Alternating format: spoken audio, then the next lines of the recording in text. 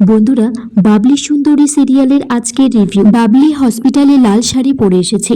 মিমি সেটা দেখে খুব রেগে যায় আর বলে শাড়িটা সে ছিঁড়ে ফেলবে।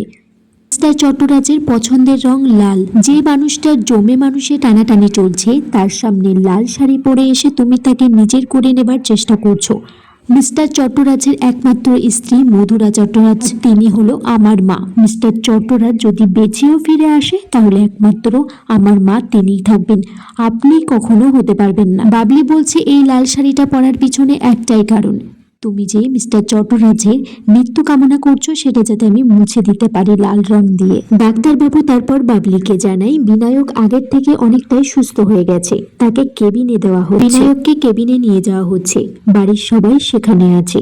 বাবলি বিনায়ককে বলছে আপনি সুস্থ হয়ে যাবেন, ঠাকুরের কাছে আমার প্রার্থনা কখনো বিফল হবে না। বিনায়ক এদিকে বাবলির মধ্যে মধুরাকে দেখতে পাচ্ছে। ডাক্তারবাবু বাড়ির সবাইকে জানাই যে বিনায়ককে কেবিনে দেওয়া হলেও আগের থেকে পুরোপুরি সুস্থ সে হয়ে ওঠেনি, কোনো রকম উত্তেজনা ওর এখন চলবে না।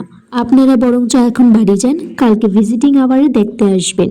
বিনায়কের ছোট মেয়ে বেবি এদিকে বাবলিকে বলছে যে আমি ভালো মা নতুন মায়ের কাছেই থাকবো আর বাবাকে নিয়ে রথ টানবো। মিমি এদিকে আড়াল থেকে বলছে যে এই চ্যালেঞ্জটা আমি জিতবো আর জিতবে আমার মা।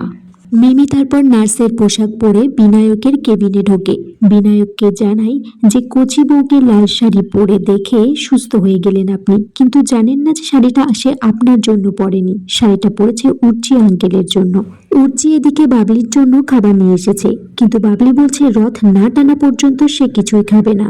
বিনায়ক তারপর কষ্ট করে কেবিন থেকে উঠে দেখে যে একসাথে রথ সাজাচ্ছে, হাসাহাসি করছে। বিনায়ক তারপর জ্ঞান হারিয়ে সেখানে পড়ে যায়।